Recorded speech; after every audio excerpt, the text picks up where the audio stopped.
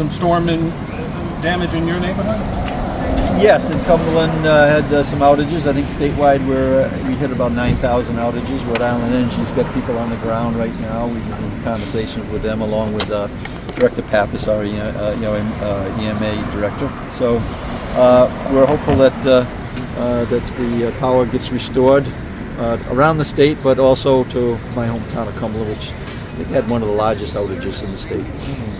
And there was concern about tornadoes. Didn't hit, but there was some worry there for a time. There was. I mean, up to midnight last night, the weather was, very unpredictable. So I think that we're good shape in terms of recovery. I know up in the other areas of the state, like Pasco and that type of thing, have very limited problems with their ratepayers, and so. Right now, we're kind of looking forward. I haven't got an update in the last maybe 20 minutes, 25 minutes, but I'm sure that power is being restored as we speak.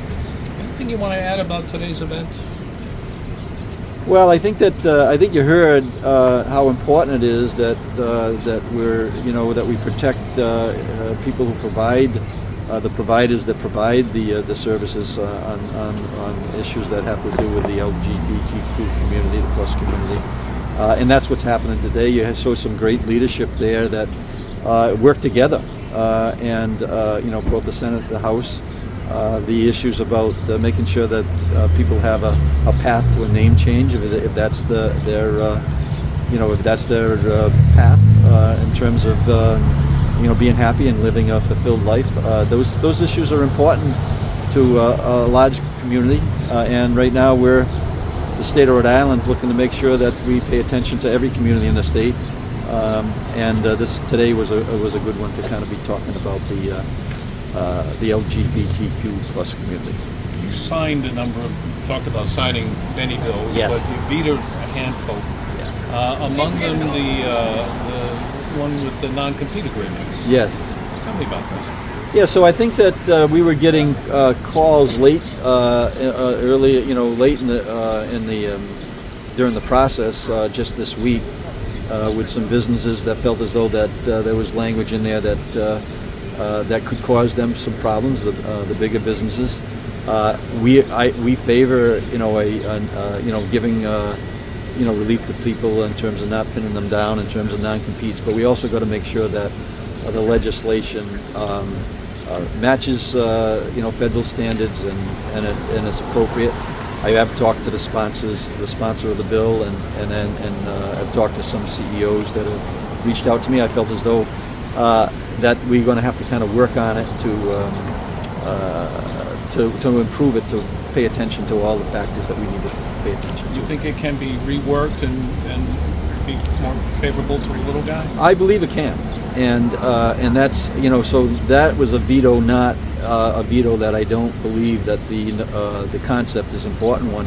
It was one that I think that we just late in the game, when you couldn't make amendments because the session had closed, information came our way that I felt as though that the safe and practical way to handle it was to put it off, and then we'll pick it up again with the sponsors next year. Governor, the city of Providence is stepping up its efforts to take back control of the Providence Public Schools. From your perspective as the governor, who essentially manages Rhode, what has to happen for that to take place? Well, first of all, I think what's going to happen is I have a great deal of confidence in our commissioner, Angelica Fonte-Green. I take my lead from there. I do know a great deal about education. I'm taking an active role in weekly meetings relative to education, and in particular Providence, because of the role that the state plays there, in conversations with the mayor as well. I think it's an important piece that we need to make sure that we give the schools back to Providence in a way where they can manage. The governance model is still up in the air. It needs to be clarified through an election. And also we got to make sure that it's structured in a way where we believe that once I happen to believe that municipalities should be running their schools. That's why I'm working right now that Central Falls will have their schools back in an appropriate period of time. And the same thing is going to happen in Providence. But we got to make sure when we deliver it back that the progress is going to continue that is already in place. In the school buildings, I know the outcomes are improving, not at the pace that to everybody's satisfaction. So to answer your question, I think that we need to complete the work that RIDE has started. We need to support it. We need to stay the course on these activities. The Learn 365 is part of it. This out-of-school strategies, we're in every home, every day, learning matters.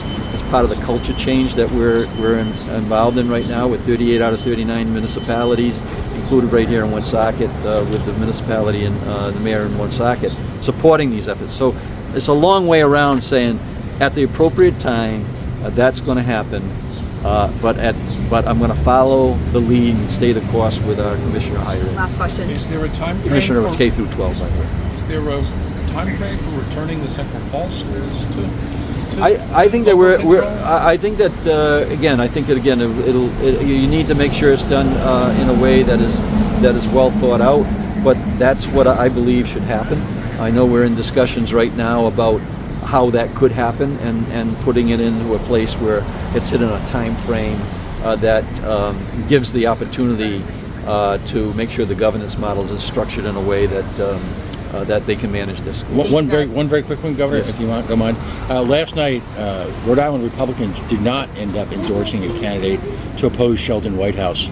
There was a draw, effectively. Any comments on the senatorial race nationally as far as Sheldon Whitehouse's impact on Rhode Island? Well, all I can say is that, and I've said this publicly, I'm not asked to do it, it's not in my script, but we thank our congressional delegation for the work that they've done to help us get out of the COVID and to have our economy move forward. So Senator Whitehouse, Senator Reed, now Congressman Amo, Congressman Magazina, we're very supportive of their work because it's in the best interest of the state of Rhode Island. So of course, the people in the state of Rhode Island are going to re-elect Senator Whitehouse. Thank you, guys. Thank you.